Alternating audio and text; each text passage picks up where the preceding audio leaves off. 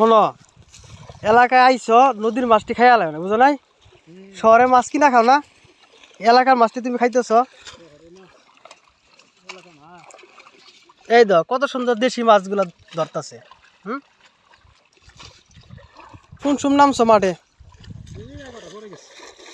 11টার পরে তো বালাই সময় ধরে মাছ ধরতেছ।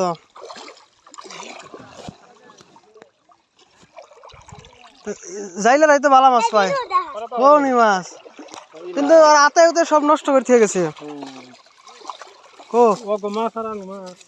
তোমার মাছটা ভালো আছে, মাছের পুটিয়া। এই দেখো কত বড় একটা বাইম মাছ হচ্ছে, ওই বাইম মাছ হচ্ছে।